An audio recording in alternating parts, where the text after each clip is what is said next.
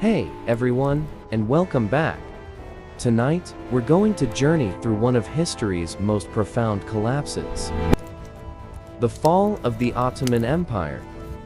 For 6 centuries, this empire stretched across 3 continents, ruling over millions of souls from the gates of Vienna to the sands of Yemen. It was an empire that called itself eternal, that believed it was chosen by God to rule until the end of time. But empires, like all things born of human ambition, carry within them the seeds of their own destruction. Tonight, we'll explore how the Ottoman Empire, once the terror of Europe, the jewel of Islam, the bridge between East and West, slowly, inexorably, crumbled into dust. So, settle in, dim the lights, and let me tell you the story of how a 600-year reign came to its end. This is a story of dreams and nightmares, of glory and decay, of the eternal human struggle between what we aspire to be and what we inevitably become. Every empire begins with a dream, and the Ottoman Empire began with the dream of a man named Osman, a tribal chieftain in the hills of Anatolia in the late 13th century. Legend tells us that Osman once had a vision. A great tree growing from his chest, its branches spreading across the world, sheltering all of humanity beneath its shade. Whether this vision was real or invented by later chroniclers doesn't matter. What matters is that it captured something essential about the Ottoman spirit. The belief that they were destined not just to conquer, but to unite, to bring order to chaos, faith to the faithless, justice to the oppressed. In 1299, Osman declared independence from the dying Seljuk Sultanate. His followers were few, perhaps 1,000 warriors, maybe less. They controlled a small patch of land in northwestern Anatolia, surrounded by enemies. The Byzantine Empire to the west, rival Turkish Beyliks to the east, and the vast indifferent world beyond. But Osman's descendants had something their enemies lacked: a vision of the future. They didn't just want to raid and pillage like so many tribal confederations. They wanted to build something lasting, something eternal. The early Ottomans were pragmatists wrapped in the cloak of holy war. Yes, they fought in the name of Islam, but they welcomed Christian converts, adopted Byzantine administrative practices, and learned from everyone they conquered.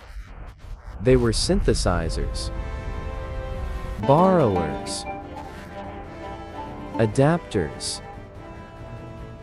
They took the best of every civilization they encountered and made it their own. This was their genius and ultimately their tragedy. For in trying to be everything to everyone, they would eventually become nothing to anyone. By 1326, Osman's son, Orhan, had captured Bura, making it the first true Ottoman capital.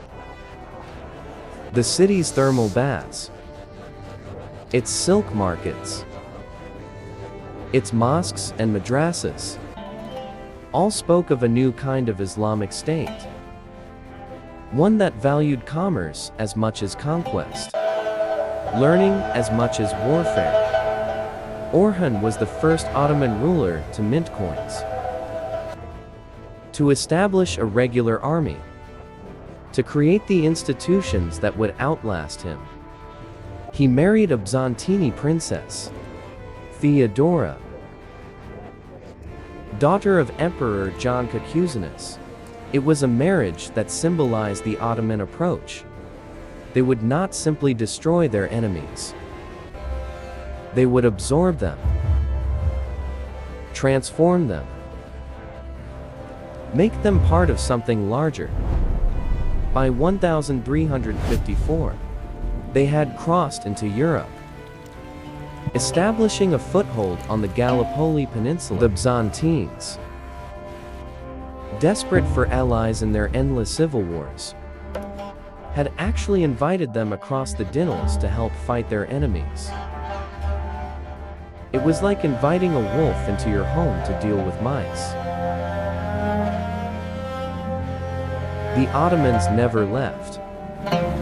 The crossing into Europe was more than a military maneuver. It was a psychological transformation. The Ottomans were no longer just another Anatolian beylik fighting for scraps of the Seljuk inheritance. They were now a European power with European ambitions and European enemies. The land they entered was rich but chaotic. The Byzantine Empire was a shadow of its former self, controlling little more than Constantinople and a few scattered territories. The Balkans were a patchwork of Serbian despots, Bulgarian czars, and local strongmen, all fighting each other with the desperate fury of men who knew their world was ending. Into this chaos came the Ottomans, offering something that none of the local powers could provide: stability. They didn't come as destroyers, but as organizers. They offered lower taxes than the Byzantine Empire, religious tolerance, and most importantly, protection from the endless wars that had devastated the region for generations. The Ottoman expansion through the Balkans was not a conquest in the traditional sense. It was more like a slow absorption, a gradual process by which local elites found it more profitable to serve the Sultan than to fight him. Some resisted, of course, and were crushed. But many others simply switched sides, keeping their lands and their titles in exchange for loyalty to the new order. This was the Ottoman way: to make resistance seem futile and collaboration seem profitable. It was a strategy that would serve them well for centuries, until the day when it would finally fail them. What followed was a century of almost supernatural expansion. The Ottomans moved through the Balkans like a slow-burning fire, consuming everything in their path. But this wasn't mindless destruction. It was methodical, calculated, almost surgical in its precision. They understood something that many conquerors never grasped: that lasting power comes not from fear alone, but from offering something better than what came before. To the Christian peasants of the Balkans, groaning under the weight of feudal oppression, the Ottomans offered lower taxes, religious tolerance, and social mobility. To ambitious young men, they offered the devshir system, a chance to be taken from their families, converted to Islam, and trained to become the empire's elite administrators and soldiers. It sounds horrific to modern ears, and in many ways it was. The devshir was a form of human taxation, a regular levy of Christian boys who would be torn from their families and forced to serve the state that had conquered them. Imagine the scene. Ottoman officials arriving in a village, examining the boys like livestock, selecting the strongest and brightest to be taken away forever. The parents wept. The children screamed. And the officials recorded names in their ledgers with the cold efficiency of bureaucrats. It was a system that violated every natural bond between parent and child, every human instinct to protect one's own. And yet, for a bright peasant boy in 14th century Serbia or Bulgaria, the devshirme might be the only path to power, wealth, and influence. The Ottoman system was brutal, but it was also meritocratic in ways that Christian Europe was not. A shepherd's son from the mountains of Albania could rise to become Grand Vizier, the second most powerful man in the empire. A Greek fisherman's boy could command armies and govern provinces. The Janissaries, the elite slave soldiers created through the system, became the backbone of Ottoman military power. They were celibate, disciplined, fanatically loyal to the Sultan. They lived in barracks, trained constantly, and knew no loyalty except to the empire that had made them. They were in many ways the perfect soldiers. But they were also something more. They were the living embodiment of the Ottoman paradox. They were slaves who commanded free men, Christians who fought for Islam, foreigners who became more Ottoman than the Turks themselves. They represented everything that was brilliant and terrible about the Ottoman system. The Janissaries were distinctive white felt caps, carried curved swords, and marched to the sound of military bands that struck terror into the hearts of their enemies. They were forbidden to marry, to own property, to have any loyalty except to the Sultan. In return, they were given the best weapons, the best training, and the promise that they would share in the spoils of conquest. For 2 centuries, they were invincible. They broke the power of the Serbian nobles at Kosovo in 1389. They shattered the last crusade at Nicopolis in 1396. They turned the Byzantine Empire into a tiny rump state, isolated and helpless. But even in their moment of triumph, the seeds of future decay were being planted. The Janissaries were becoming a privileged caste, more interested in protecting their own position than in serving the empire. The devshirme system was creating a ruling class that was increasingly divorced from the Turkish population that had created the empire. And the empire itself was growing too large, too complex, too diverse to be governed by the simple methods that had worked in the early days. Success was breeding the conditions for future failure.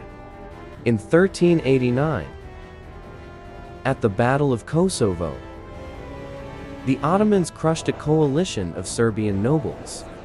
The battle became legend. Prince Lazar choosing the heavenly kingdom over the earthly one. Miloš Ulić assassinating Sultan Murad in his tent. But legends don't change the outcome. Serbia fell, and with it the last real obstacle to Ottoman dominance in the Balkans. The Battle of Kosovo was more than a military victory. It was a psychological watershed. For the Serbs, it became the defining moment of their national consciousness, the moment when they chose martyrdom over submission. For the Ottomans, it was proof that God was on their side, that their empire was destined to rule the world. But the battle also revealed something troubling about the Ottoman system. Sultan Murad was indeed assassinated during the battle, stabbed by a Serbian knight who had pretended to surrender. The fact that an enemy could get close enough to kill the Sultan suggested that the Ottoman court was becoming dangerously complacent, too trusting of its own invincibility. Murad's son, Bayezid, who succeeded him, was nicknamed the Thunderbolt for the speed of his conquests. He completed the conquest of the Balkans, besieged Constantinople, and seemed poised to create a vast empire stretching from the Danube to the Euphrates. But these ambitions brought him into conflict with another great conqueror, Tamerlane, the Mongol warlord who had carved out an empire stretching from India to the Mediterranean. In 1402, at the Battle of Ankara, Tamerlane crushed Bayezid's army and captured the Sultan himself. The defeat was catastrophic. Bayezid died in captivity, possibly by suicide. The Ottoman Empire fragmented as his sons fought each other for the throne. For a moment, it seemed like the Ottoman dream might die with its founders' great-grandson. But the empire survived, as it would survive many other crises over the centuries. Bede's son, Mehmed, emerged victorious from the civil war and began the process of rebuilding. The Ottomans had learned a valuable lesson. They were not invincible, and their enemies were not helpless. But they had also learned that they were resilient, adaptable, capable of recovering from even the most devastating defeats. Constantinople still stood, that ancient city of Constantine, the last flickering ember of the Roman Empire. But it was surrounded, now, cut off from the world, slowly strangling in the Ottoman embrace. Its fall was no longer a question of if, but when. For over 1,000 years, Constantinople had been the greatest city in the Christian world. Its walls had turned back Arabs, Bulgars, Russians, and countless other would-be conquerors. It was the city of Hagia Sophia, of the great palace of libraries that held the wisdom of ages. It was quite literally the last remnant of the Roman Empire. But by the 15th century, Constantinople was a shadow of its former self. The city that had once housed 500,000 people now held perhaps 50,000. Entire districts lay in ruins. Their houses collapsed, their streets overgrown with weeds. The imperial treasury was empty. The army was a joke. And the emperor ruled over little more than the city itself and a few scattered islands. The great walls of Theodosius, which had protected the city for 1,000 years, were crumbling from neglect. The Golden Horn was silted up, its harbors empty of the merchant ships that had once brought wealth from across the known world. The Hagia Sophia itself, that marvel of Byzantine architecture, was falling apart. its mosaics fading, its dome cracked. And yet, Constantinople remained a symbol, as long as it stood. The Roman Empire, in some form, however attenuated, still existed. As long as a Christian emperor sat on the throne of Constantine, the Muslim conquest of Europe remained incomplete. In 1453, Sultan Mehmed II, barely 21 years old, but already consumed with dreams of glory, decided to finish what his ancestors had started. He would take the city that had defied Islam for 8 centuries. He would become Mehmed the Conqueror. Mehmed was not like his predecessors, where they had been content to squeeze Constantinople slowly, to let it wither on the vine. He was impatient for glory. He had been educated by the best scholars of his age, had read the histories of Alexander and Caesar, and dreamed of surpassing them both. He was also a student of technology, fascinated by the new science of artillery. He commissioned the largest cannons ever built, massive bronze monsters that could hurl stone balls weighing over half a ton. The sound of their firing could be heard for miles, a thunder that announced the arrival of a new age. The siege began in April 1453. Mehmed brought an army of perhaps 80,000 men, supported by a fleet of over 100 ships. Against them stood perhaps 7,000 defenders led by Emperor Constantine XI and a handful of foreign volunteers, including the Genoese captain Giovanni. The siege lasted 57 days. Every morning, the great cannons would thunder, sending their massive stone balls crashing into the ancient walls. Every night, the defenders would work frantically to repair the damage, hauling stones and timber in the darkness, knowing that each dawn might bring their doom. The walls that had protected Constantinople for 1,000 years began to crumble. The Great Cannon, nicknamed Basilica by the Turks, could punch holes 20 feet wide in the fortifications. But the defenders fought with the desperation of men who knew they were witnessing the end of the world. Constantine XI, last of the Caesars, was everywhere during the siege. He walked the walls, encouraging his men, sharing their dangers, refusing all Ottoman offers to surrender. He knew that he was fighting not just for his city, but for his place in history.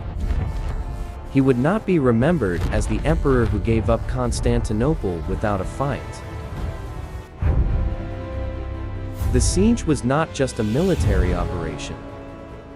It was a clash of civilizations, a final confrontation between the Christian and Islamic worlds. Both sides understood what was at stake. If Constantinople fell, it would be more than the end of the Byzantine Empire. It would be the end of an era. Mehmed tried every stratagem he could think of. He built a pontoon bridge across the Golden Horn to attack the city from an unexpected direction. He tunneled under the walls only to have his mines detected and destroyed by the defenders. He offered terms. The city could surrender and be spared, or it could fight and face the consequences. Constantine refused all offers. "It is not in my power," he said, "to surrender the city to you. It is in the power of God and of my people to defend it. He would die as an emperor, not live as a vassal. The final assault began before dawn on May 29, 1453. The Janissaries poured through the breaches in the wall like a dark tide, their white caps gleaming in the morning light, their curved swords flashing. The defenders fought desperately, but they were overwhelmed by sheer numbers. Giovanni Giustiniani, the Genoese captain who had become the soul of the defense, was wounded and carried from the walls. His departure broke the morale of the defenders. The Janissaries pressed forward, climbing over the bodies of the dead, pouring into the city like water through a broken dam. Emperor Constantine, last of the Caesars, stripped off his imperial regalia and died fighting in the streets like a common soldier. His body was never found, lost among the thousands of corpses that littered the city. Some say he was recognized by his purple boots and given a proper burial. Others claim he was thrown into a common grave, his identity lost forever. When Mehmed entered Hagia Sophia that afternoon, he found it empty except for a few terrified priests. The great church that had been the heart of Eastern Christianity for 900 years fell silent. The mosaics of Christ and the Virgin Mary looked down on a new master, a young sultan who had just achieved what no Muslim ruler before him had managed. Within hours, the church would be converted to a mosque. The Christian symbols would be covered with plaster. The altar would be replaced with a map pointing toward Mecca. And the call to prayer would echo where once the divine liturgy had been sung. The Roman Empire, which had endured for over 2,000 years in one form or another, was finally dead. In its place stood something new. The Ottoman Empire, master of 3 continents, heir to Rome and Byzantium both. But even in his moment of triumph, Mehmed must have felt the weight of what he had destroyed. Constantinople had been more than just a city. It had been a repository of human knowledge, a bridge between the ancient and medieval worlds, a symbol of continuity stretching back to the time of Christ. Now it was gone, and something irreplaceable had been lost forever. The Ottomans had gained an empire, but the world had lost a piece of its soul. What followed was the Ottoman Golden Age, a century and a half of expansion that seemed to have no limits. Under Salem conquered the Mamluk Sultanate, adding Egypt and the Levant to their domains. Under Selim the Magnificent, they pushed deep into Europe, besieging Vienna itself in 1529. At its height, the Ottoman Empire stretched from the gates of Vienna to the Indian Ocean, from the Crimean Peninsula to the cataracts of the Nile. It controlled the holy cities of Mecca and Medina, making the Sultan the protector of Islam's most sacred sites. It commanded the trade routes between Europe and Asia, growing rich on the taxes levied on silk and spices. But even at the moment of its greatest triumph, the empire was changing in ways that would prove fatal. The conquest of the Arab lands brought immense wealth, But it also brought new challenges. How do you govern an empire that spans 3 continents and encompasses dozens of different peoples? Languages and traditions? The Ottomans' answer was the millet system, a form of religious autonomy that allowed Christians and Jews to govern themselves in matters of personal law. It was tolerant by the standards of the age, but it also meant that the empire never truly integrated its diverse populations. They remained separate communities, bound to the state by taxes and military service, but never truly Ottoman in their hearts. The millet system was both the empire's greatest strength and its greatest weakness. It allowed the Ottomans to rule over an incredibly diverse population without the constant rebellions that plagued other empires. Christians could worship in their churches, Jews in their synagogues, each community following its own laws and customs. But it also meant that the empire was really a collection of separate societies, held together only by the person of the Sultan and the power of the state. There was no Ottoman nation, no shared identity that transcended religious boundaries. When that central authority began to weaken, there would be nothing to hold the empire together. More dangerous still was what was happening at the center of power. The early Ottoman sultans had been warriors, men who led their armies from the front and knew the empire intimately. Osman had been a tribal chieftain, or Han, city builder. Mehmed the Conqueror, a young man obsessed with glory and achievement. But as the empire grew larger and more complex, the sultans retreated into the palace, surrounded by eunuchs, concubines, and courtiers. The Topkapi Palace in Istanbul became a world unto itself, a labyrinth of courtyards and chambers where the Sultan lived in splendid isolation from his subjects. The Haram, once a private household, became a political institution. The Sultan's mother, the Valid Sultan, often wielded more real power than the Grand Vizier. The Sultan's wives and concubines schemed and plotted, each trying to ensure that her son would inherit the throne.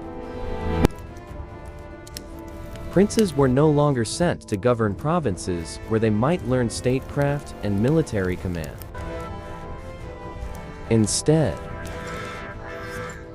they were kept in the palace in luxurious apartments that were really gilded cages. They were educated by eunuchs and tutors, but they had no real experience of the world they would one day rule. This was the beginning of what historians call the Sultanate of Women,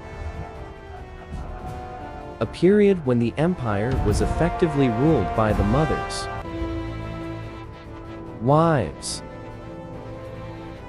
and sisters of weak sultans.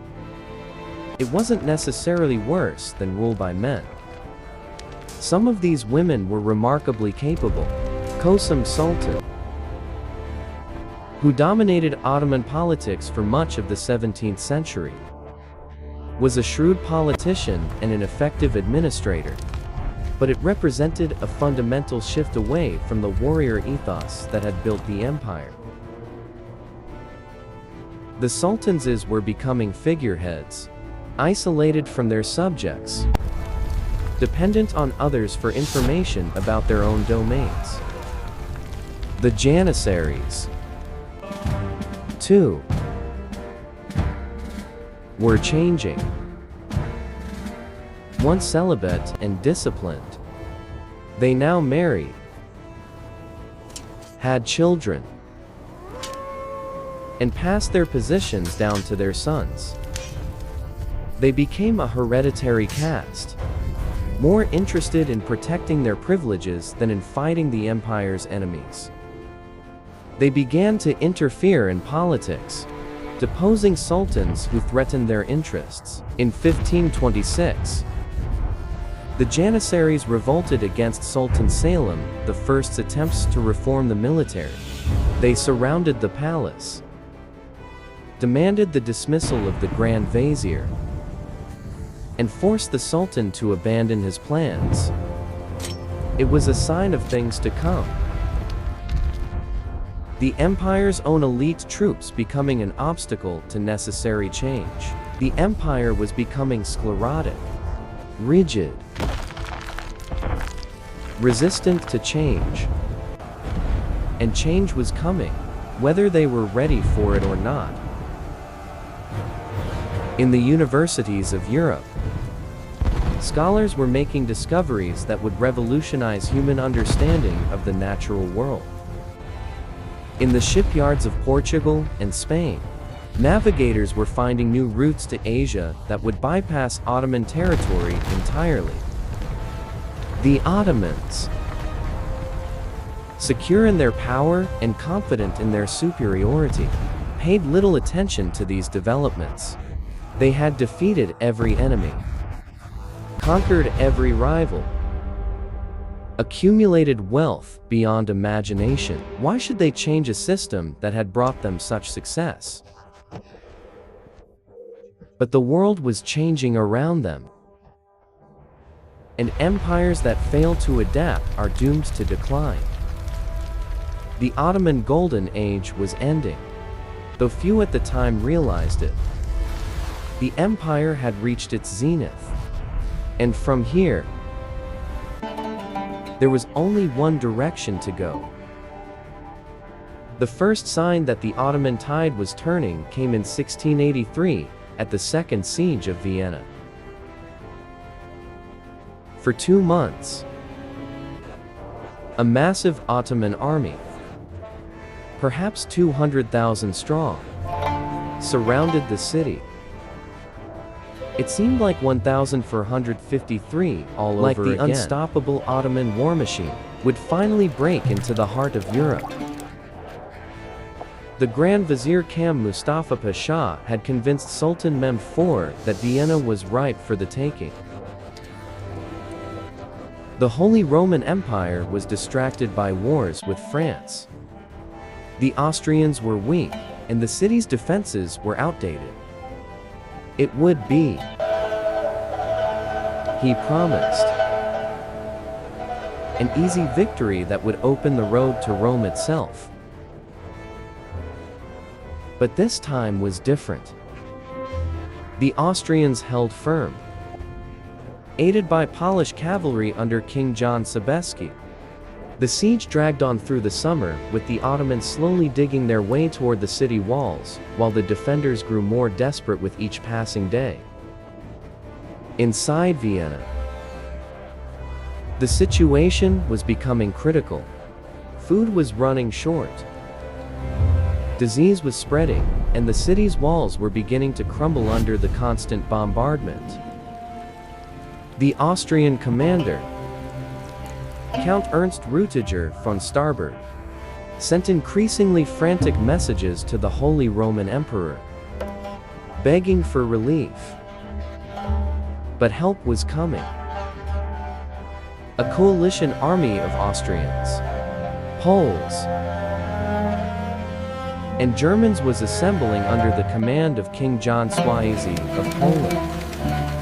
On September 12, 1683, they launched the largest cavalry charge in history. 18,000 horsemen thundering down from the hills around Vienna like an avalanche of steel and horseflesh. The Ottoman lines, weakened by months of siege warfare and overconfident in their superiority, shattered like glass. The Janissaries, who had seemed invincible for 2 centuries, broke and ran. The Grand Vizier fled the field, leaving behind his tent, his treasure, and his reputation. The siege collapsed in a matter of hours. The Ottoman army fled in panic, abandoning their cannons, their supplies, and their dreams of European conquest. King Sois entered Vienna in triumph, and legend says he sent a message to the Pope, paraphrasing Caesar. Veni vidi dus vicit. I came. I saw. God conquered. It was more than a military defeat. It was a psychological turning point.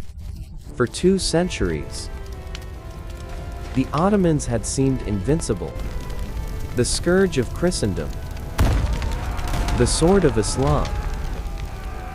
Now suddenly, they looked mortal. The defeat at Vienna shattered the myth of Ottoman invincibility. Across Europe, church bells rang in celebration. The Pope declared a day of thanksgiving. The Ottoman Empire, which had struck fear into the hearts of Christians for generations, had been revealed as fallible. What followed was a cascade of defeats. The Holy League, Austria, Poland, Venice, and Russia carved away Ottoman territories in the Balkans. Prince Eugene of Savoy, the brilliant Austrian general, won victory after victory against Ottoman forces that seemed to have lost their fighting spirit. The Ottomans, who had once been the masters of siege warfare, now found themselves on the defensive. Their fortresses fell one by one. Grade, Buda, Novi Sad. The empire that had once expanded relentlessly was now contracting, losing territory for the first time in its history. The Treaty of Carlos in 1699 forced the Ottomans to cede Hungary, Transylvania, and most of their Balkan conquests. For the first time in their history, the Ottomans had to give up significant territory in a peace treaty. The empire that had never known defeat was learning the bitter taste of humiliation. But the real crisis wasn't military. It was economic and technological. While the Ottomans had been focused on conquest and administration, Western Europe had been undergoing a revolution. The scientific revolution. The age of exploration. The beginnings of the Industrial Revolution. All of these passed the Ottoman Empire by. The discovery of sea routes to Asia around the Cape of Good Hope devastated Ottoman trade revenues. Why pay Ottoman taxes on silk and spices when you could sail directly to India and China? The empire's economy, built on controlling the trade routes between Europe and Asia, began to crumble. Portuguese and Dutch ships were now carrying the goods that had once made Ottoman merchants rich. The great trading cities of the empire, Aleppo, Damascus, Cairo, began to decline as commerce shifted to the Atlantic routes. The empire's tax revenues fell, making it harder to maintain the armies and bureaucracy that held the state together. Meanwhile, European military technology was advancing rapidly. The Ottomans had once been innovators. They were among the first to use cannons effectively in siege warfare. But by the 18th century, they were falling behind. Their armies still relied on tactics and weapons that had been cutting edge 2 centuries earlier. European armies were becoming more professional, better trained, and better equipped. They had standardized weapons, uniform drill, and officers trained in militaries. The Ottoman army, by contrast, was still largely feudal, dependent on irregular troops and outdated equipment. The empire's financial system, too, was becoming obsolete. While European states were developing sophisticated banking systems and national debts, the Ottomans still relied on tax farming, selling the right to collect taxes to the highest bidder. It was a system that encouraged corruption and short-term thinking. Tax farmers had no incentive to develop the regions they controlled or to invest in long-term improvements. They simply squeezed as much money as possible out of the peasants during their term of office, then moved on. The result was economic stagnation and growing resentment among the empire's subjects. Most dangerous of all, the empire was losing its ideological coherence. The early Ottomans had been driven by a sense of mission to spread Islam, to bring justice to the world, to fulfill God's plan for humanity. But by the 18th century, that sense of mission was fading. The empire was becoming just another state concerned with survival rather than transformation. The sultans were no longer warrior kings leading holy wars, but palace-bound autocrats, more interested in their own comfort than in the welfare of their subjects. The Ottoman Empire was entering what historians call its long decline, a period of military defeats, economic stagnation, and political decay that would last for more than 2 centuries. The empire would survive, but it would never again be the dominant power it had once been. By the 19th century, the Ottoman Empire had acquired a new nickname in European diplomatic circles: the sick man of Europe. It was a cruel but not inaccurate description.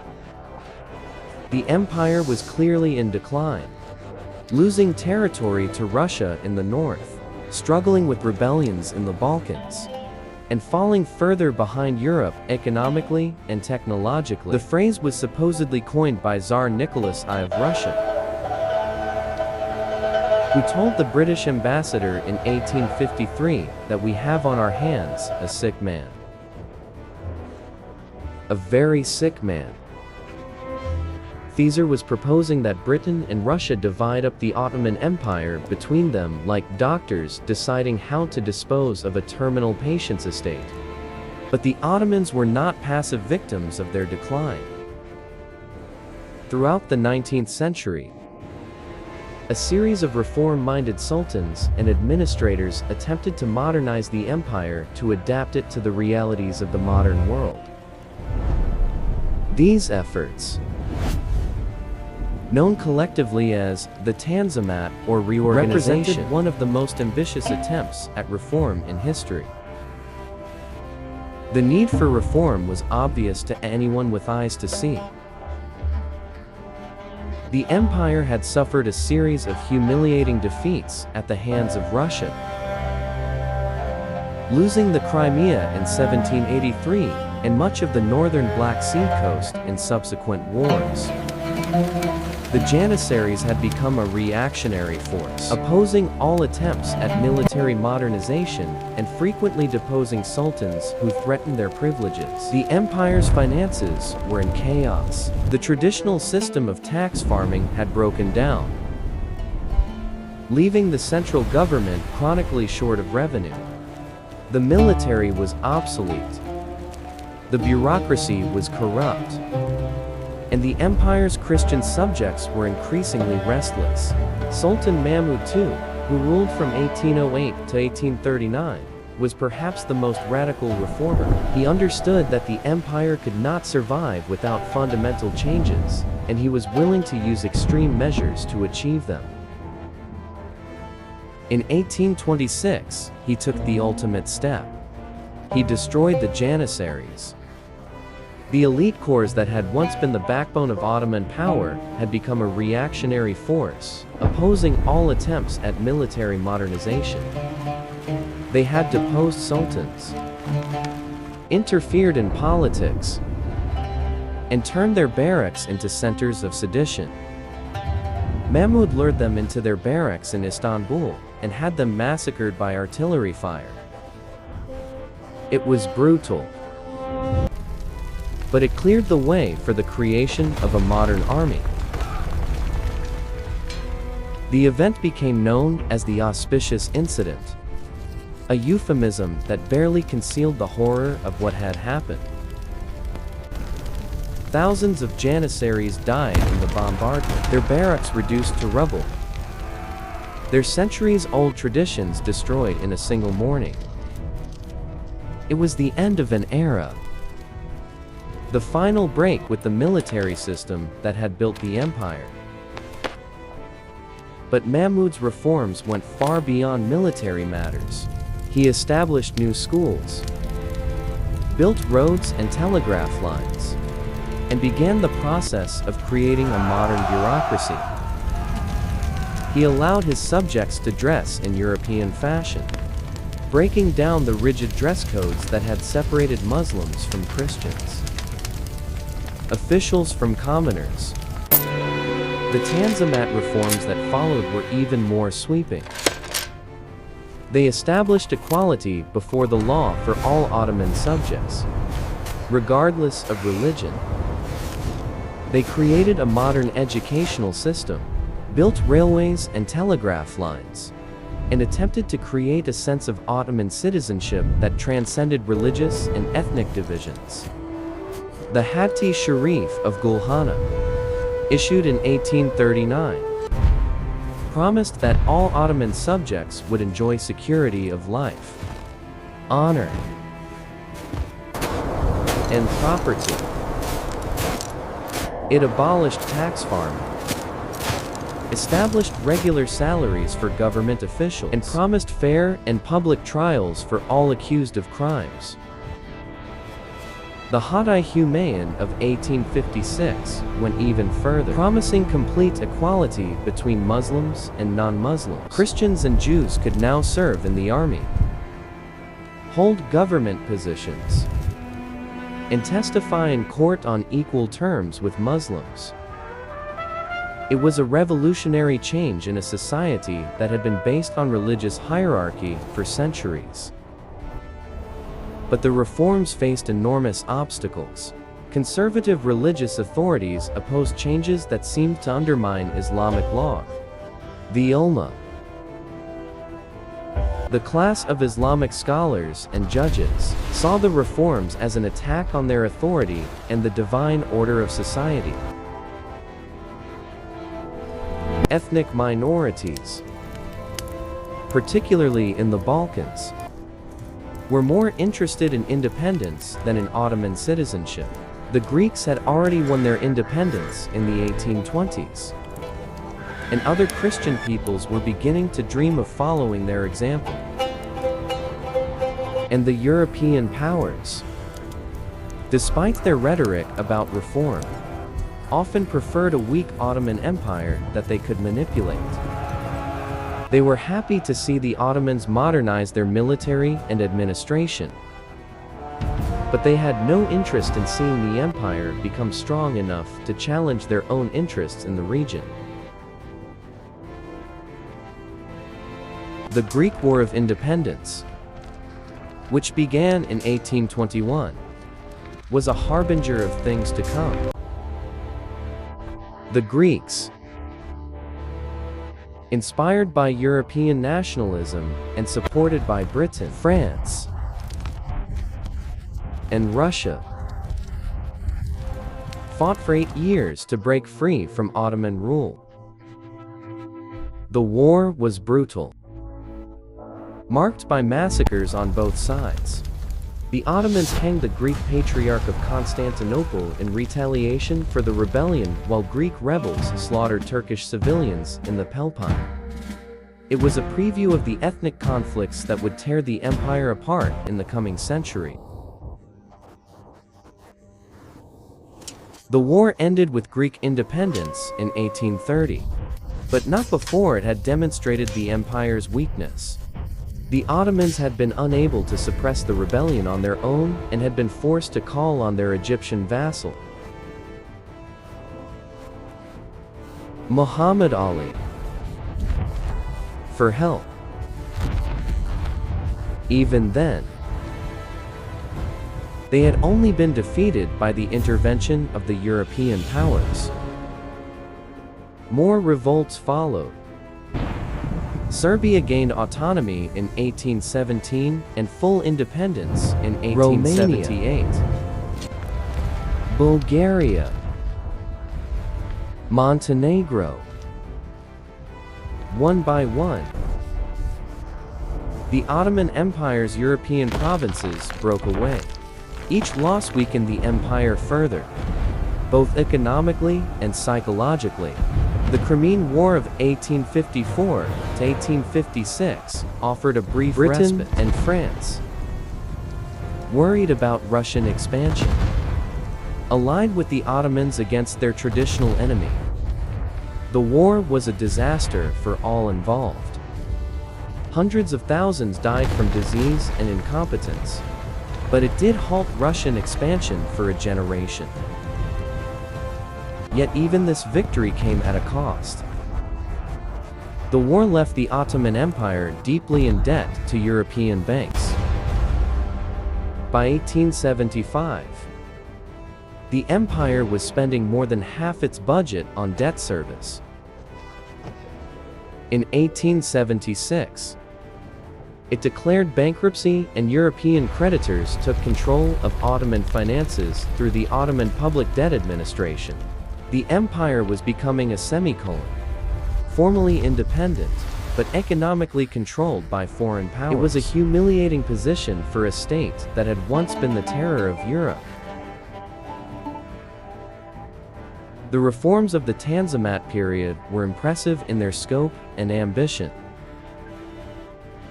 but they came too late and faced too much opposition to save the empire. The Ottoman state was like a patient undergoing surgery while still fighting a war. The operation might be necessary, but the timing was disastrous.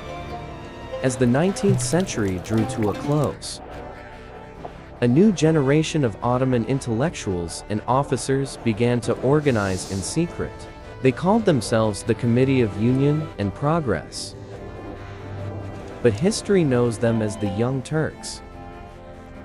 They were educated, westernized, and deeply frustrated with the empire's decline. These young men had grown up watching their empire lose war after war, territory after territory, prestige after prestige. They had seen European powers carve up Ottoman lands like a Christmas turkey, while the Sultan and his ministers seemed powerless to stop them. The Young Turks believed that the empire could be saved, but only through radical transformation. They wanted to create a modern centralized state based on Ottoman nationalism rather than Islamic identity. They wanted to industrialize the economy, modernize the military, and create a sense of shared citizenship among all the empire's peoples. Their intellectual leader was a man named Ahmed Riza, who had studied in Paris and absorbed the ideas of French positivism. He believed that the empire's problems could be solved through the application of scientific principles to government and society. Progress, he argued, was not just possible, but inevitable, if only the empire could free itself from the dead weight of tradition and superstition. But the Young Turks were not just intellectuals. They were also conspirators. They organized in secret cells, communicated through coded messages, and planned for the day when they could seize power and implement their vision of reform. Their opportunity came in 1908, when a group of young Turk officers in Macedonia launched a revolt against Sultan Abdul Hamid II.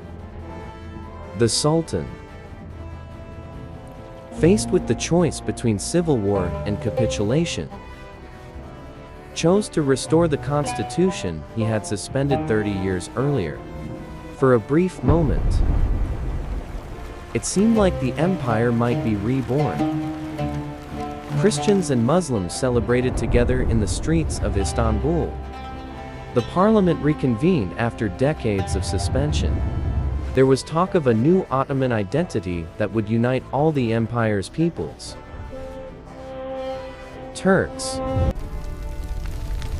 Arabs, Armenians, Greeks, Jews, under a single banner. The Young Turk Revolution was greeted with euphoria throughout the empire. In Salonika, the birthplace of the movement, crowds gathered in the streets, chanting liberty, equality, fraternity. In Istanbul, political prisoners were released from jail to cheering crowds.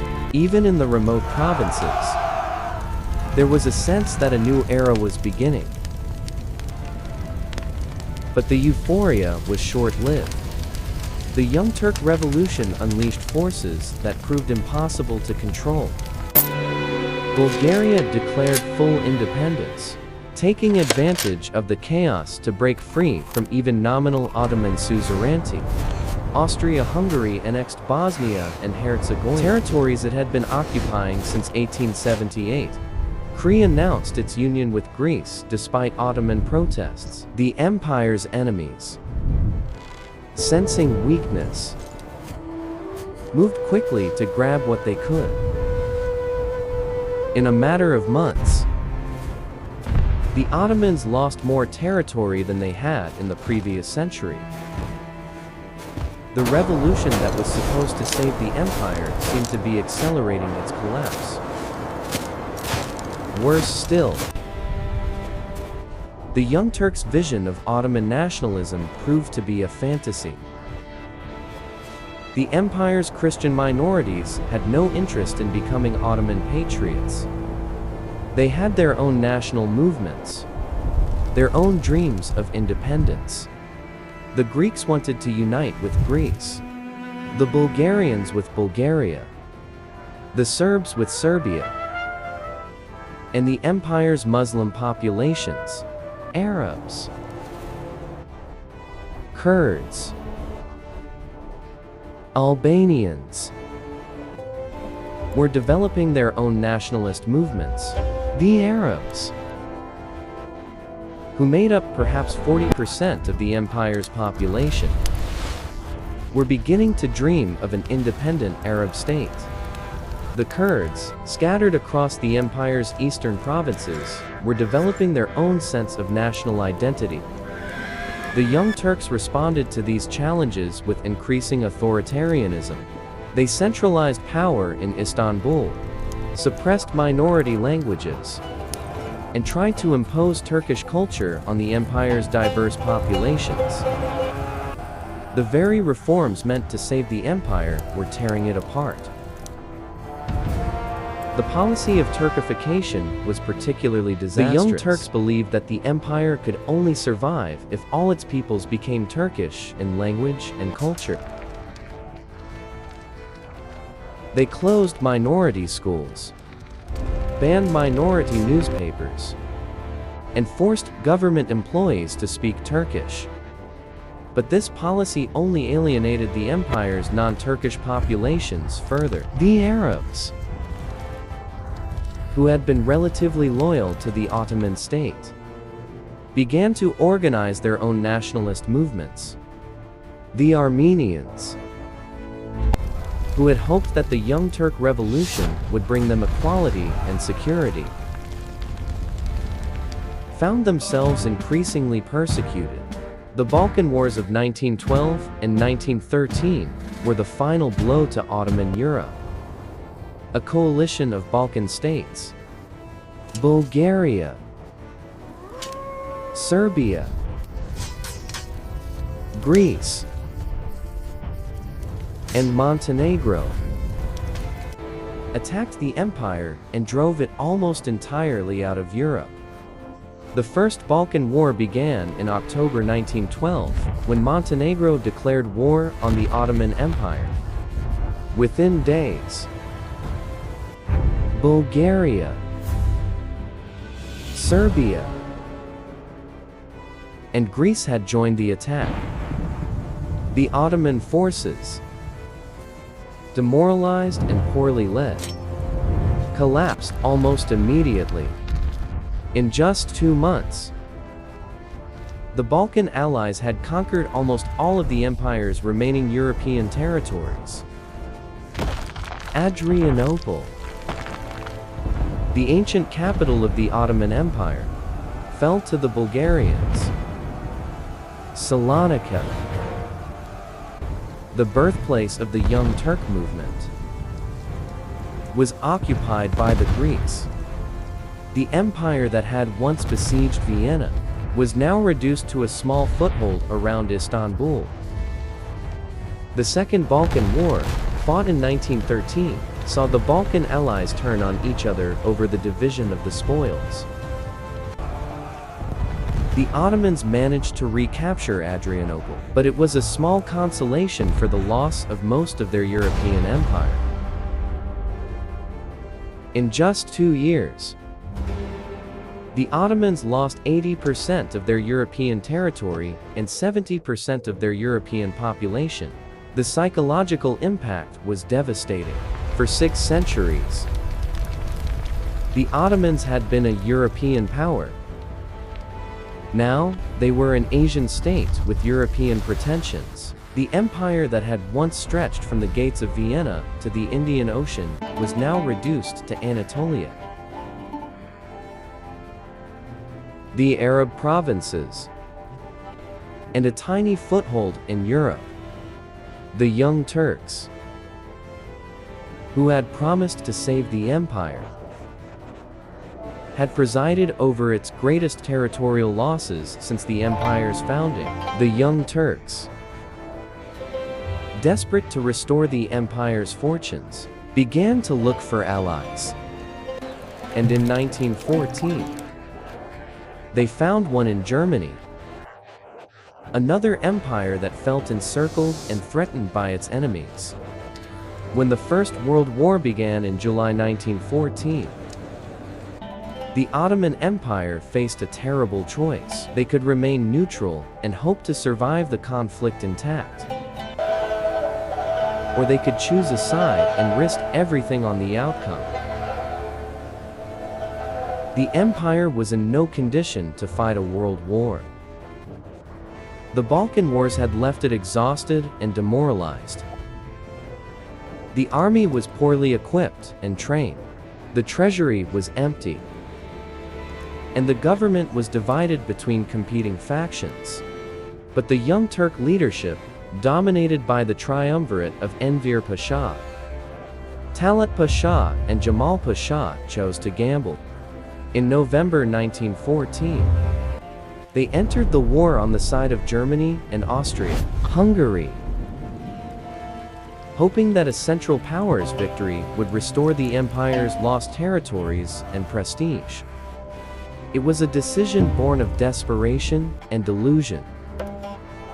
Enver Pasha, the de facto leader of the empire, was convinced that Germany would win quickly and that the Ottomans would share in the spoils. He dreamed of a new Ottoman Empire stretching from the Balkans to Central Asia. uniting all the Turk peoples under Ottoman rule. Enver was a man intoxicated by his own ambitions.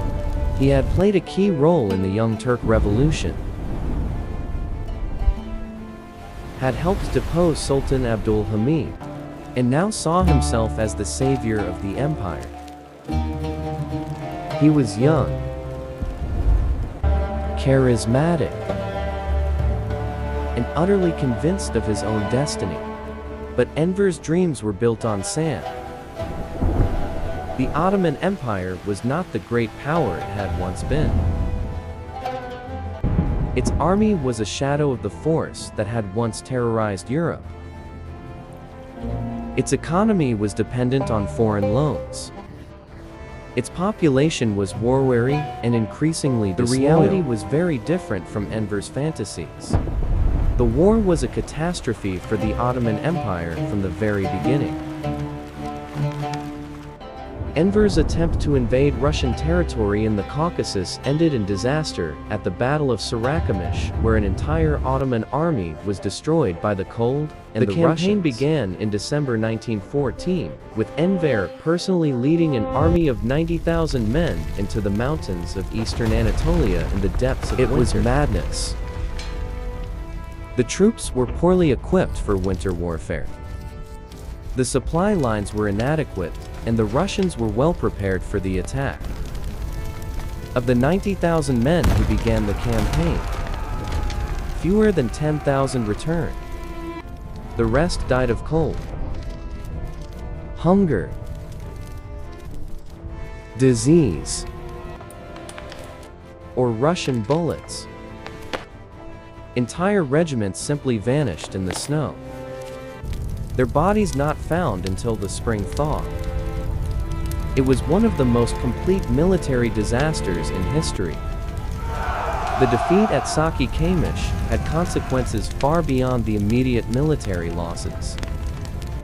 It convinced the Young Turk leadership that the empire's Armenian population was collaborating with the Russians, setting the stage for the genocide that would follow.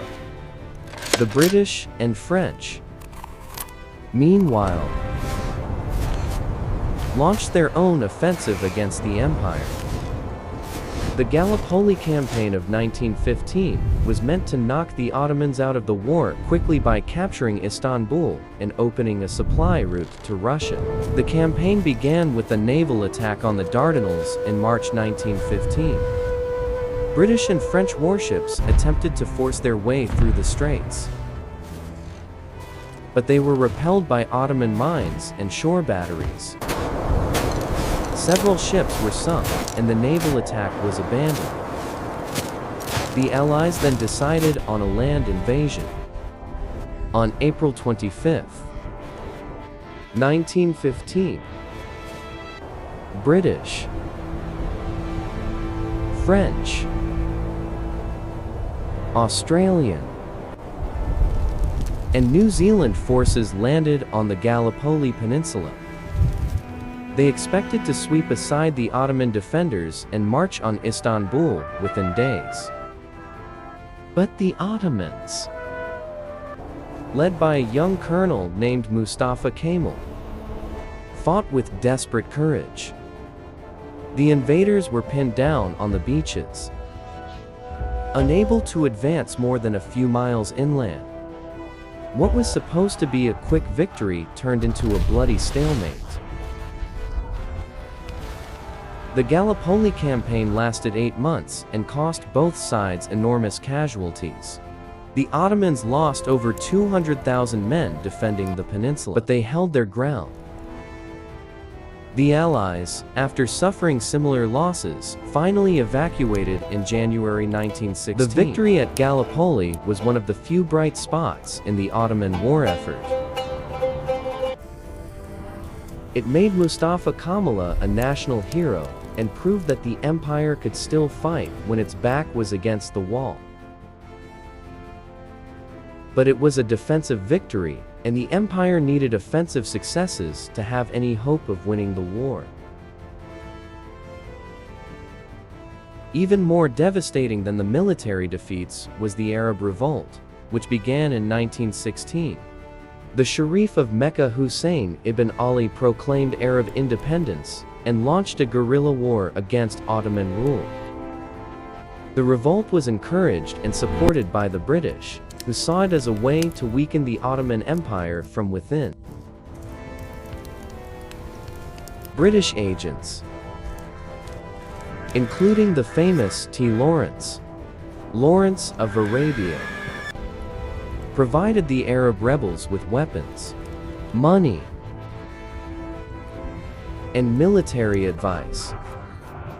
The Arab revolt was a devastating blow to Ottoman morale. The Arabs had been among the most loyal subjects of the empire, and their rebellion seemed to prove that the Ottoman ideal of unity and diversity was dead. If the Arabs, who shared the same religion as the Turks, could rebel, what hope was there of keeping the empire together? The revolt also had serious strategic consequences. It tied down thousands of Ottoman troops who were desperately needed on other fronts. It severed the empire's connection to its Arabian provinces, cutting off important sources of revenue and manpower. But the greatest tragedy of the war was the Armenian genocide. Convinced that the empire's Armenian population was collaborating with the Russians, the Young Turk government ordered the deportation of Armenians from eastern Anatolia in April 1915. What followed was systematic mass murder. Over 1 million Armenians died in what was one of the first genocides of the 20th century. Men were shot. Women and children were marched into the desert to die of thirst and starvation. And entire communities were wiped out. The genocide was not just a moral catastrophe. It was also a strategic disaster. The Armenians had been among the empire's most educated and economically productive citizens. They had been merchants, craftsmen, professionals, the backbone of the empire's middle class. Their destruction weakened the empire at the very moment when it needed all its strength. The genocide also damaged the empire's reputation internationally. Reports of the massacres reached the outside world, turning public opinion against the Ottomans and making it harder for Germany to justify its alliance with them. By 1918, the Ottoman Empire was collapsing on all fronts. In Palestine, British forces under General Edmund Allenby had captured Jerusalem and were advancing toward Damascus. In Mesopotamia, British and Indian troops had occupied Baghdad and were pushing north toward Mosul.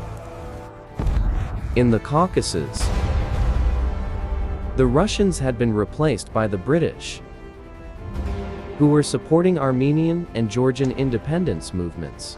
The empire's economy had collapsed. Inflation was rampant. Food was scarce. And the government was printing money to pay its bills. The population was starving. Disease was spreading. And desertion from the army was becoming epidemic. In October 1918, the empire signed an armistice with the Allies, effectively ending its participation in the war. The terms were harsh. The Allies would occupy the Straits, the army would be demobilized, and the empire would surrender its remaining territories in the Arab world. The 600-year-old empire had gambled everything on one final throw of the dice, and it had lost everything. The end of the First World War brought not peace, but partition. The victorious Allies, Britain, France, Italy, and Greece descended on the Ottoman Empire like vultures on a carcass, each determined to claim their share of the spoils. The armistice signed at Mudros in October 1918 was just the beginning. The real dismemberment of the empire would come with the peace treaty. And the Allies were in no mood to be generous to a defeated enemy that had cost them so much blood and treasure. The Treaty of C, signed in August 1920, was meant to be the Ottoman Empire's death warrant. It reduced the empire to a small rump state in central Anatolia, surrounded by hostile neighbors, and dependent on Allied goodwill for its very survival. Under the terms of the treaty, the straits would be internationalized and placed under Allied control. Armenia would become an independent state in eastern Anatolia. Kurdistan would receive autonomy with the possibility of full independence if the League of Nations approved. The Arab provinces would be divided between Britain and France as League of Nations mandates. Most humiliatingly of all, Greece was awarded large portions of western Anatolia, including the great city of Izmir. Greek armies had landed in May 1919 and begun to advance inland, dreaming of recreating the Byzantine Empire and fulfilling the great idea of uniting all Greeks under one flag. The Greek occupation was particularly galling to the Turks. The Greeks were not just foreign invaders. They were former subjects of the empire. Christians who had lived under Ottoman rule for centuries. Their occupation of Turkish soil seemed to symbolize the complete reversal of fortune that had befallen the empire. The treaty also imposed severe restrictions on the Turkish military. The army was limited to 50,000 men, the navy to a few small vessels, and the air force was banned entirely. Turkey would be defenseless, dependent on the Allies for protection against its enemies. Financially, the treaty was equally devastating. Turkey would be required to pay massive reparations to the Allies, and its finances would be controlled by an international commission. The Ottoman Public Debt Administration, which had already taken control of much of the empire's revenue, would be expanded and given even greater powers.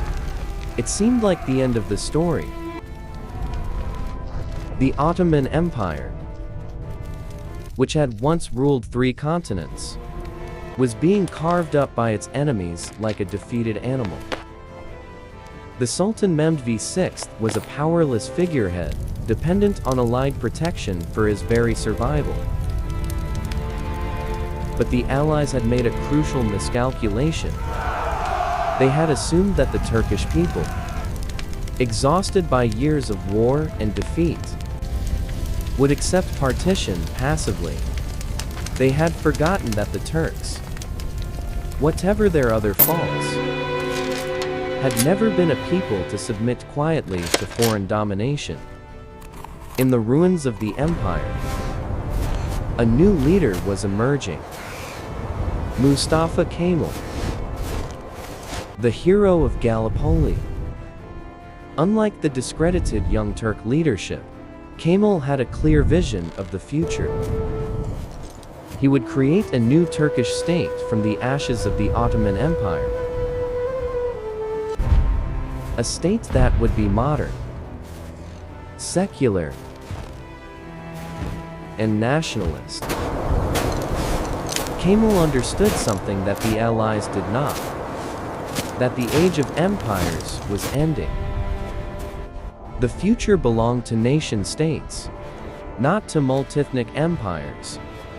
By embracing Turkish nationalism and abandoning the Ottoman dream of universal empire, he could mobilize energies that the old regime could never have tapped.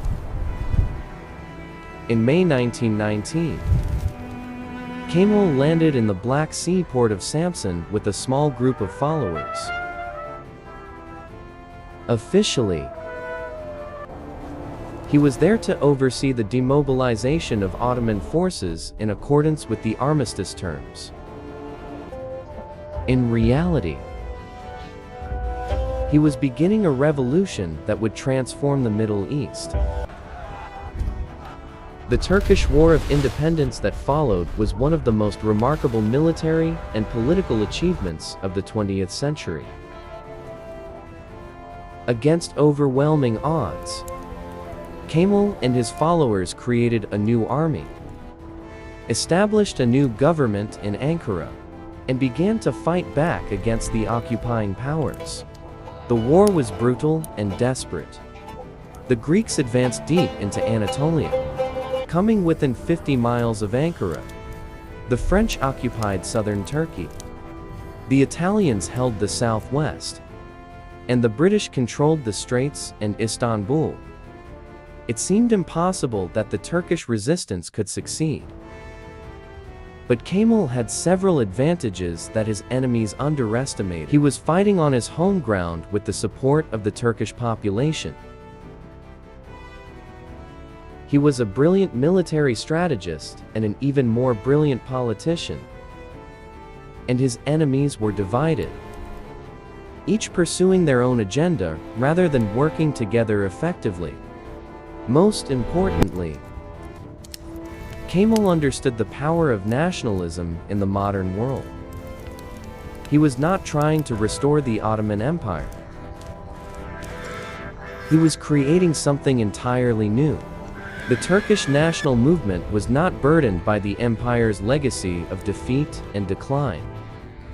It was a fresh start, a chance to build a modern state from the ground up. The war raged for 3 years, from 1919 to 1922. There were moments when it seemed like the Turkish cause was hopeless. When the Greek armies were at the gates of Ankara and the government was preparing to flee to the interior. But Kemal never lost faith in ultimate victory. He understood that this was not just a war for territory. It was a war for the soul of the Turkish people. Either they would win their independence and create a modern nation state, or they would disappear from history as a free people. The turning point came in August 1922 at the Battle of Dumlupınar. Kemal's forces, now calling themselves the Turkish National Army, launched a massive offensive against the Greek forces in western Anatolia. In just 11 days, they shattered the Greek army and sent it fleeing toward the sea. The Greek retreat became a rout, then a catastrophe. Entire Greek divisions disintegrated under the Turkish assault. Officers abandoned their men. Soldiers threw away their weapons. And the dream of a greater Greece died in the dust of Anatolia. The civilian Greek population of western Anatolia, terrified of Turkish reprisals, fled alongside the army. Hundreds of thousands of people, men, women, and children who had lived in Anatolia for generations, abandoned their homes and possessions and headed for the coast, hoping to find ships to carry them to safety. The Great Fire of Izmir in September 1922 marks the end of the Greek presence in Asia Minor after nearly 3,000 years. The city burned for days, destroying the Greek and Armenian quarters and erasing centuries of multicultural history. Whether the fire was set deliberately or started accidentally remains a matter of controversy. The Turks blamed retreating Greek soldiers. The Greeks blamed Turkish irregulars, and neutral observers were divided. But the result was the same. The cosmopolitan city that had been a symbol of Ottoman diversity was reduced to ashes. By the end of 1922, the Turkish forces had driven all foreign armies from Anatolia. The Treaty of Sèvres was dead, replaced by the Treaty of Lausanne in 1923, which recognized the independence and territorial integrity of the new Turkish state. The Treaty of Lausanne was a remarkable diplomatic achievement for the Turks. They had managed to overturn a dictated peace through military force and replace it with a negotiated settlement that recognized their basic demands. Under the new treaty, Turkey would be a sovereign state with secure borders. The straits would remain under Turkish control, though they would be demilitarized and open to international shipping. The capitulations. The system of extraterritorial rights that had given foreign powers special privileges in the Ottoman Empire were abolished. Most importantly, the treaty included a massive population exchange between Turkey and Greece. Over 1 million Greeks would be expelled from Turkey, while nearly 400,000 Turks would be forced to leave Greece. It was ethnic cleansing on a massive scale, but it was presented as a humanitarian measure to prevent future conflicts. But Kemal's revolution went far beyond military victory and diplomatic success. In November 1922, he abolished the Sultanate, ending 6 centuries of Ottoman rule. The last Sultan, Mehmed VI, fled Istanbul aboard a British warship, carrying with him the remnants of a dynasty that had once ruled half the known world. The abolition of the Sultanate was more than a political change. It was a symbolic break with the past. The Ottoman Empire had been built around the person of the Sultan, who was both the political ruler and the religious leader of the Muslim community. By abolishing the Sultanate, Kemal was declaring that the new Turkey would be based on different principles entirely. In October 1923, Kemal proclaimed the Republic of Turkey with himself as its first president. The transformation was complete. The Ottoman Empire was dead, and in its place stood something entirely new. A modern secular nationalist state. Kemal, who would later take the surname Ataturk, father of the Turks, set about remaking Turkish society from top to bottom. He abolished the caliphate in 1924, cutting the last link to the empire's Islamic identity. He replaced Islamic law with European legal codes, gave women the vote, and encouraged them to participate in public life. He replaced the Arabic script with the Latin alphabet, cutting the new generation off from their Ottoman past. He moved the capital from Istanbul to Ankara, from the cosmopolitan imperial city to a small town in the Anatolian heartland. He banned the fez and encouraged Western dress, even personally demonstrating how to wear a hat. Most symbolically of all, he changed the call to prayer from Arabic to Turkish, making Islam itself serve the cause of Turkish nationalism. It was a radical transformation that would have been unthinkable under the Ottoman system. The transformation was remarkable, but it came at a cost. The new Turkey was ethnically homogeneous in a way that the Ottoman Empire had never been. The Greek population was gone, expelled in the population exchange. The Armenians were gone, victims of genocide and deportation. The Kurds were denied recognition as a separate people and forced to assimilate into Turkish culture. The Ottoman dream of unity and diversity was replaced by the modern nightmare of ethnic nationalism. It was a pattern that would be repeated across the former Ottoman territories from the Balkans to the Middle East. But for the Turks themselves, the transformation was liberating. They had escaped the burden of empire. The responsibility for governing diverse populations with conflicting interests. They could focus on building a modern nation-state, on creating prosperity and security for their own people. The Turkish Republic that emerged from the ashes of the Ottoman Empire was not perfect, but it was viable. It survived the challenges of the interwar period, remained neutral during most of World War II, and eventually became a member of NATO and a candidate for membership in the European Union. Mustafa Kemal Ataturk had achieved something that few leaders in history have managed. He had created a new nation from the ruins of an old empire.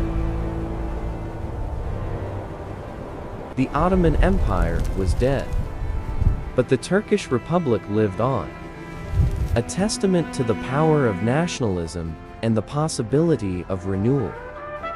Even in the darkest of times, the collapse of the Ottoman Empire didn't end with the proclamation of the Turkish Republic.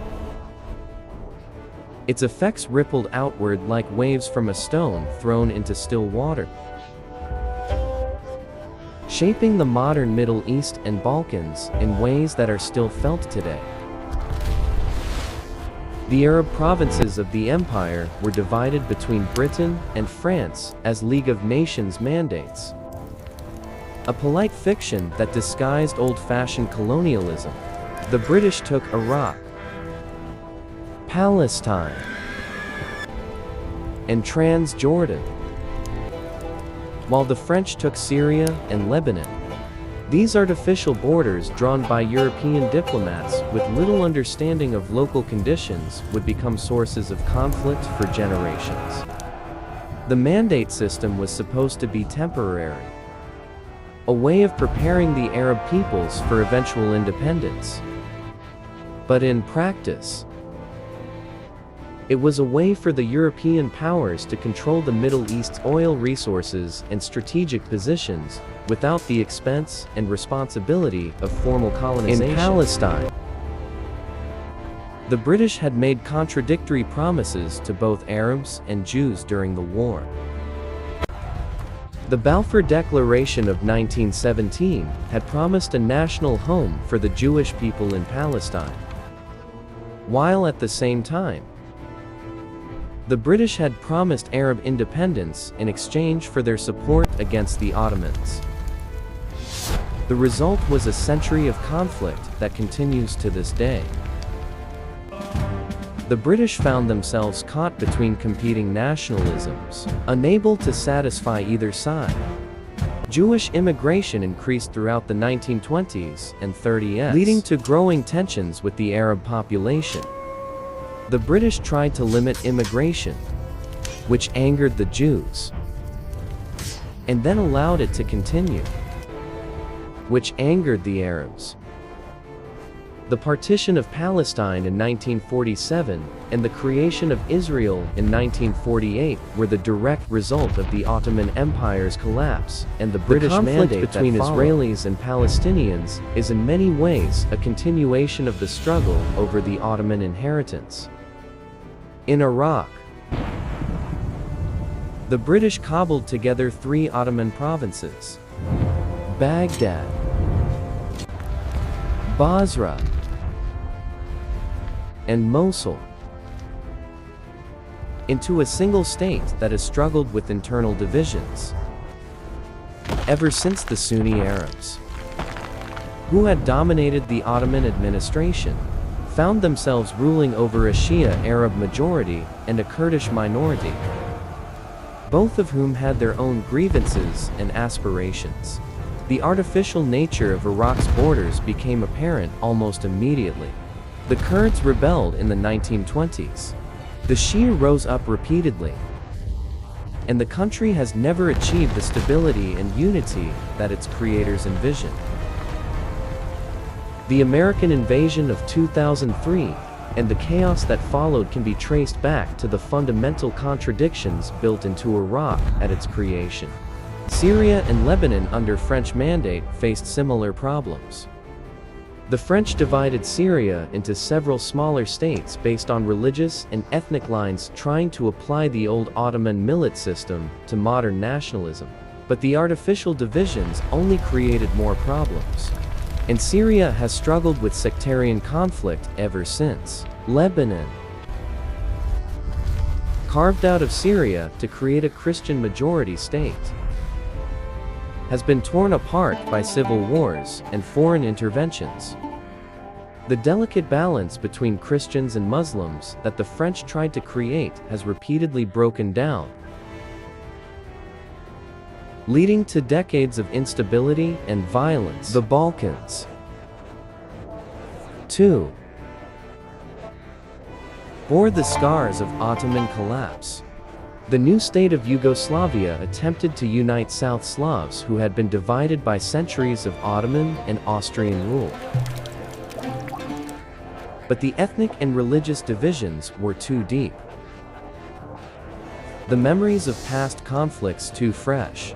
Yugoslavia managed to hold together for most of the 20th century. First under royal rule, and then under communist dictatorship. But when the Cold War ended and the communist system collapsed,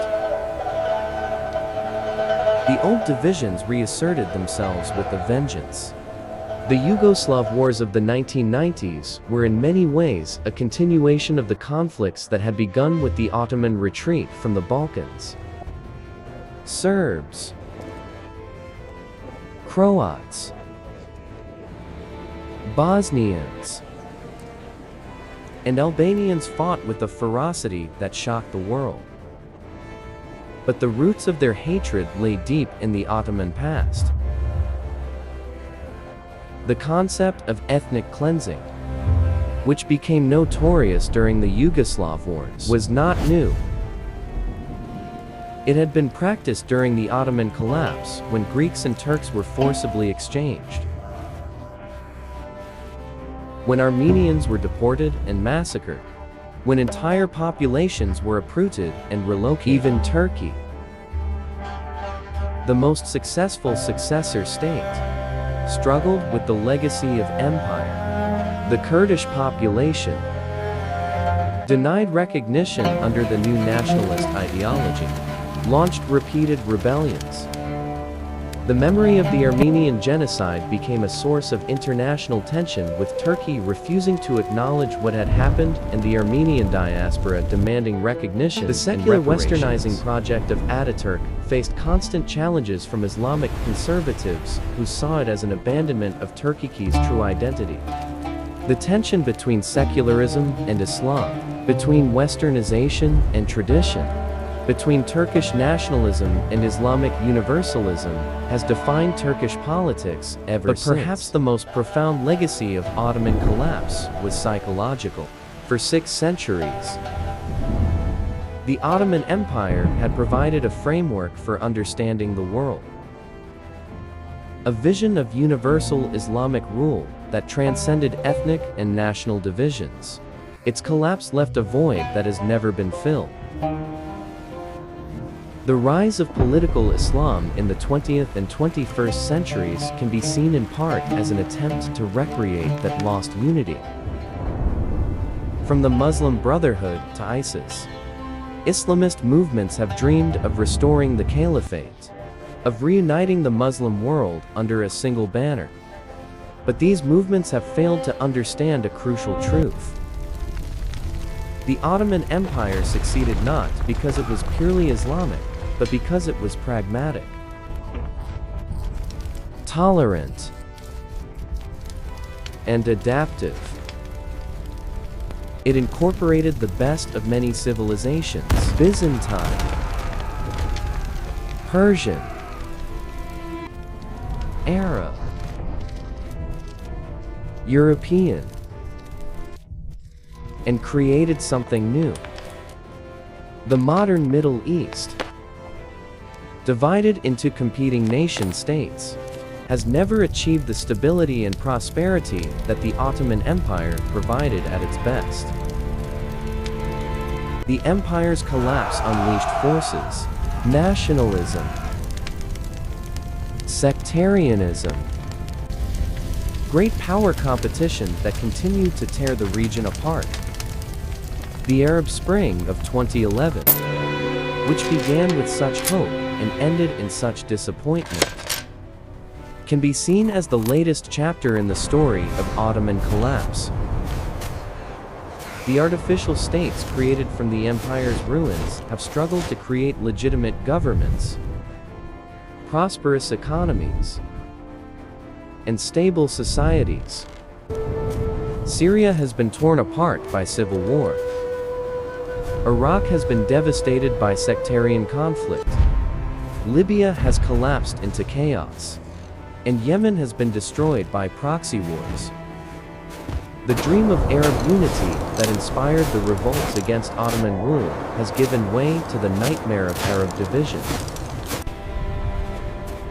The Ottoman Empire was far from perfect. It was an autocracy that denied political rights to its subjects, a religious state that discriminated against minorities, an imperial system that exploited its provinces for the benefit of the center.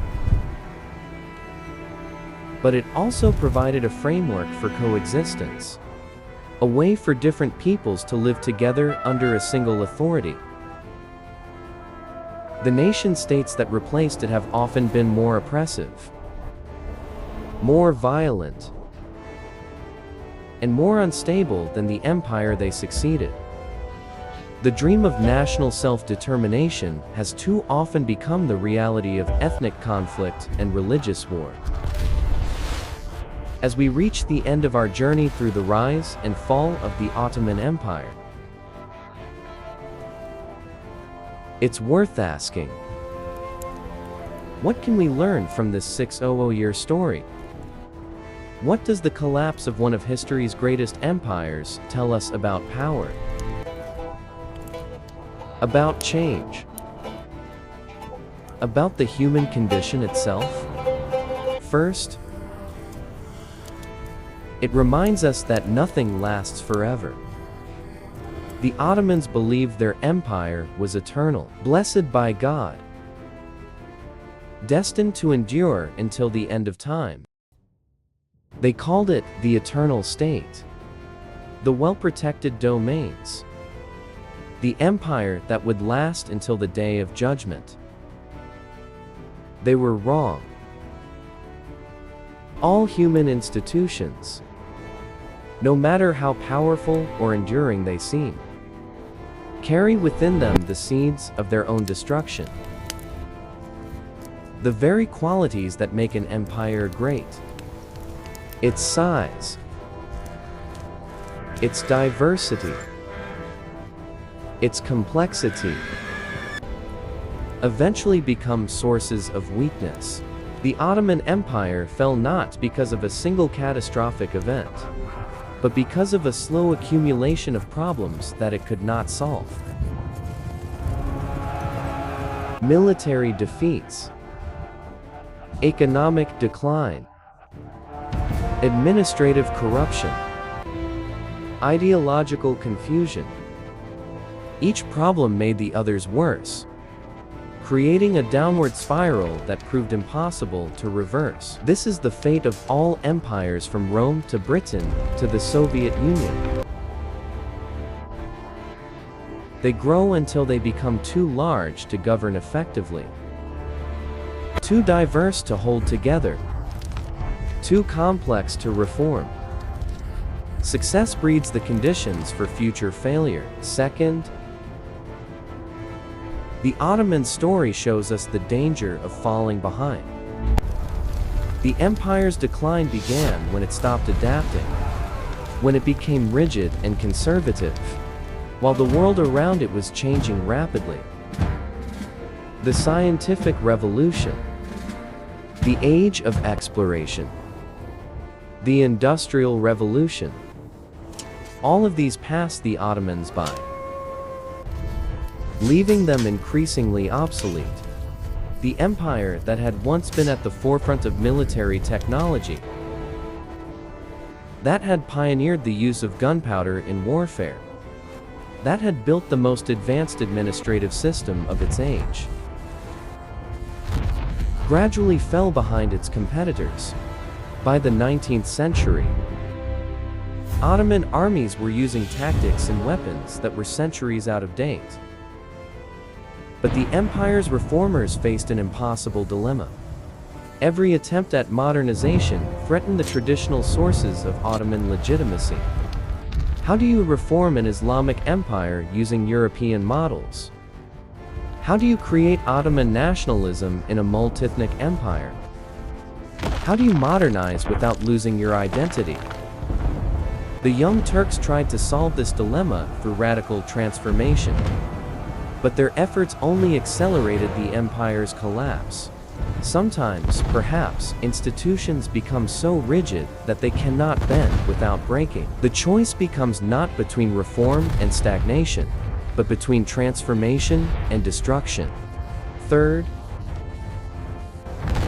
the Ottoman collapse reminds us of the power of ideas. The empire fell not just to superior military force or economic pressure, but to new ways of thinking about politics and identity. Nationalism, in particular, proved to be a solvent that dissolved the bonds holding the multi-ethnic empire together.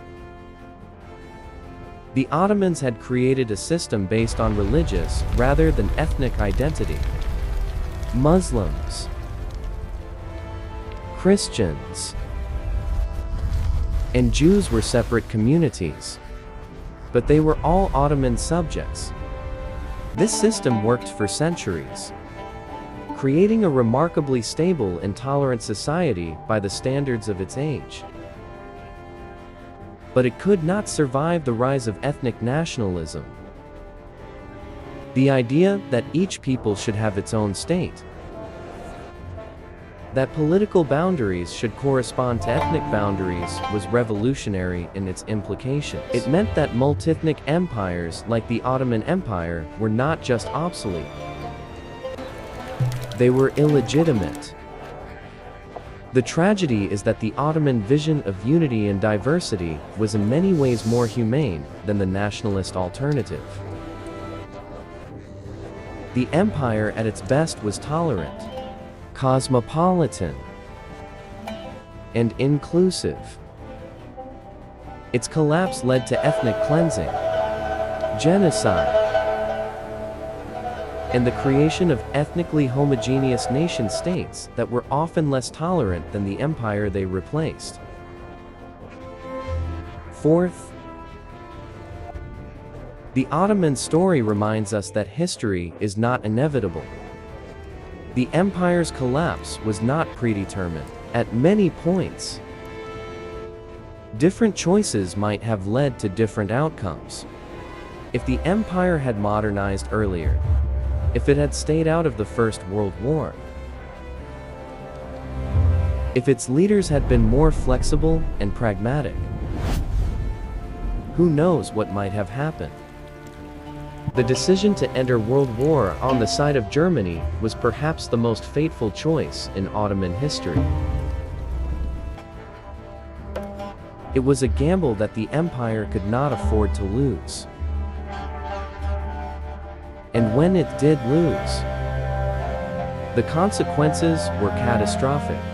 But it was a choice, not an inevitability. Similarly, the Armenian genocide was not an inevitable result of ethnic tensions or wartime pressures. It was a deliberate policy choice made by specific individuals at a specific moment in time. Other choices were possible. Other policies could have been pursued. But history is made by human beings with all their flaws and limitations. The Ottoman sultans and statesmen were not superhuman. They made mistakes. succumbed to pride and prejudice, and failed to see the consequences of their actions. They were, in other words, human. Fifth, the collapse of the Ottoman Empire shows us the importance of legitimacy in politics. The empire survived for 6 centuries, not just because of its military power or administrative efficiency, but because its subjects accepted its right to rule. That legitimacy was based on several sources: Islamic law, which gave the Sultan religious authority; military success, which proved God's favor; and practical benefits, which made Ottoman rule preferable to the alternatives. As long as these sources of legitimacy remained strong, the empire was stable. But when they began to weaken, when the empire started losing wars, when Islamic law seemed inadequate to modern challenges, when Ottoman rule became more burdensome than beneficial, the empire's legitimacy crumbled. No amount of force could compensate for the loss of popular acceptance. This is a lesson that applies to all governments, not just empires. Power that is based solely on force is inherently unstable. Lasting political authority requires the consent of the governed, even if that consent is not formally expressed through democratic institutions. Finally, the Ottoman story reminds us of the complexity of historical change. The empire's collapse was not simply a story of decline and fall, but of transformation and renewal. The Turkish Republic that emerged from the empire's ashes was in many ways more successful than the empire itself. Turkey today is a modern, prosperous, democratic country, something that would have been unimaginable under the Ottoman system. The painful process of imperial collapse and national rebirth, however traumatic at the time, may have been necessary for the Turkish people to realize their full potential. Similarly, the Arab peoples who gained independence from Ottoman rule have struggled to create stable, prosperous societies. But they have also achieved things that would have been impossible under the empire. They have developed their own national cultures, their own political systems, their own relationships with the wider world. The collapse of the Ottoman Empire was a tragedy in many ways. It led to wars, genocides, and decades of instability. But it was also a liberation, freeing peoples to determine their own destinies and create their own futures. History is not a simple story of progress or decline, but a complex process of change that involves both loss and gain, both destruction and creation. The end of the Ottoman Empire was not just an ending. It was also a beginning. Today, if you walk through the streets of Istanbul, you can still see the ghosts of the Ottoman Empire. The great mosques of Selim and Ahmed still dominate the skyline, their minarets reaching toward heaven like prayers made stone. The Topkapi Palace still overlooks the Bosphorus, its courtyards and chambers echoing with the whispers of sultans and vizier long dead. The Grand Bazaar still echoes with the voices of merchants from a dozen different countries, haggling in a dozen different languages over goods from across the world. The Galata Bridge still spans the Golden Horn, connecting Europe and Asia as it has for centuries. But the empire itself is gone. As vanished as the Byzantine Empire, it replaced as forgotten as the countless other empires that have risen and fallen throughout human history. Its palaces are museums now. Its mosques, tourist attractions.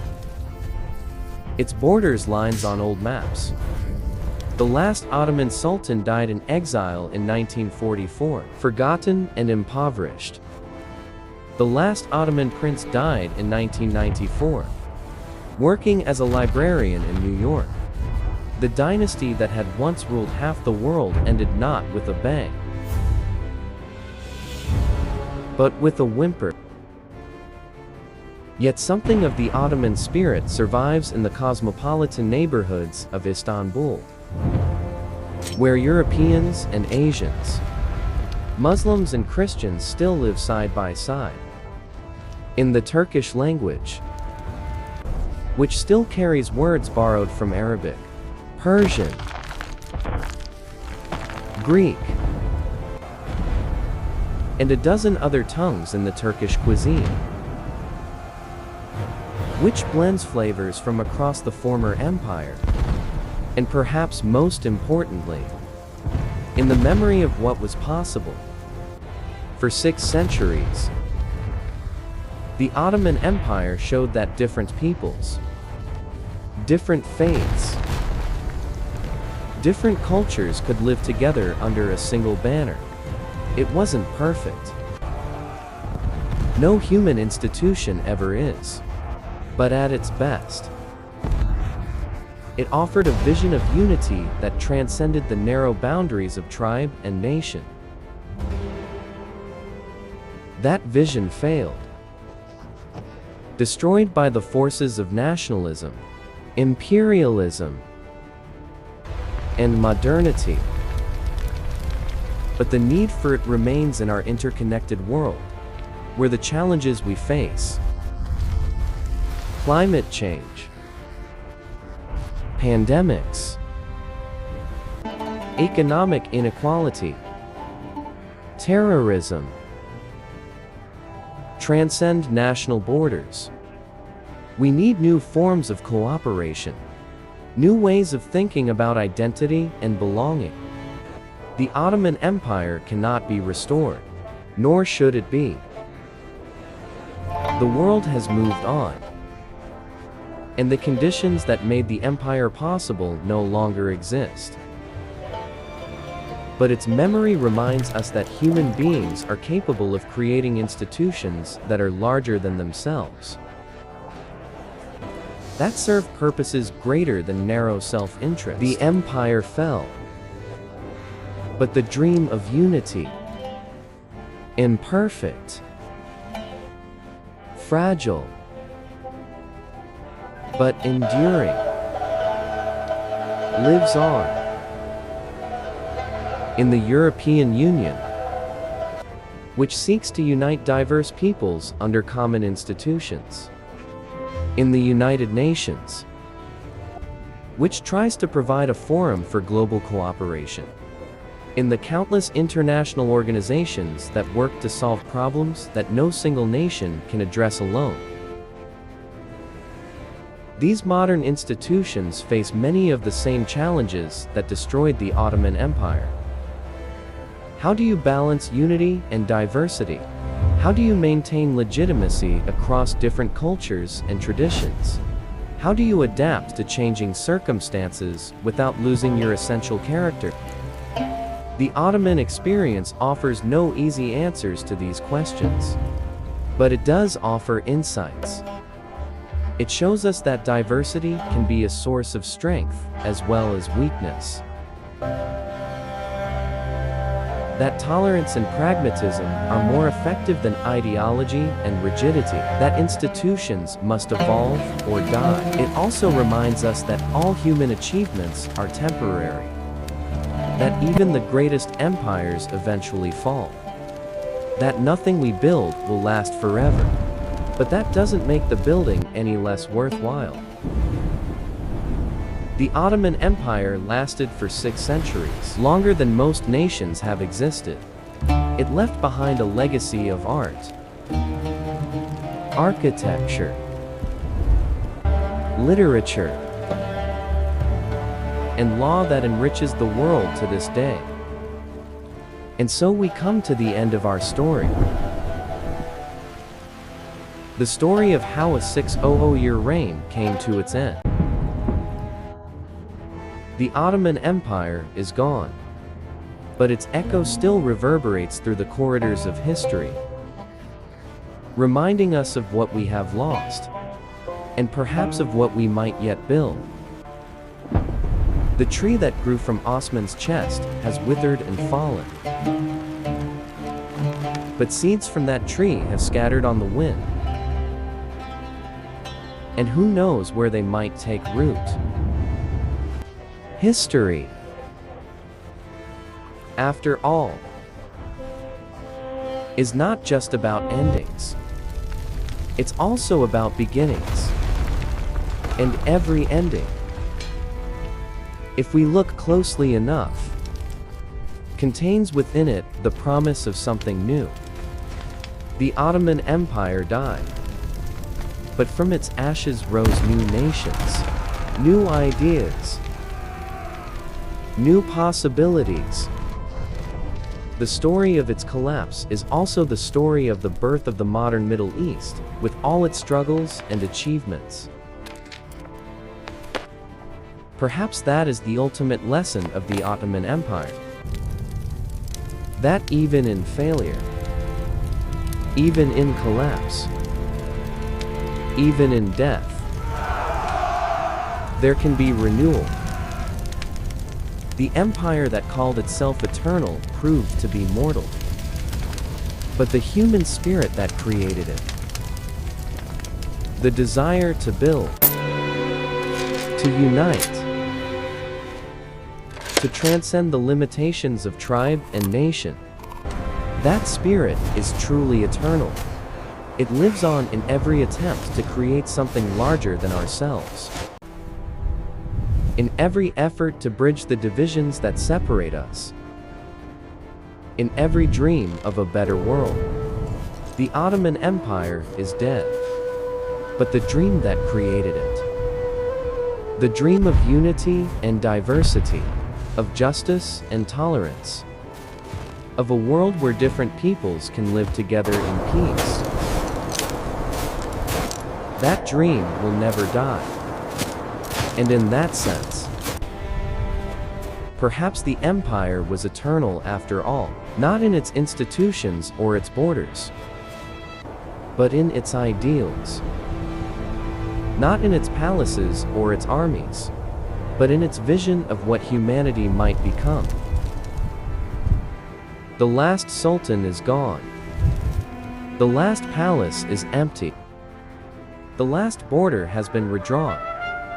But the dream lives on, waiting for new dreamers to give it form, new builders to give it substance, new believers to give it life.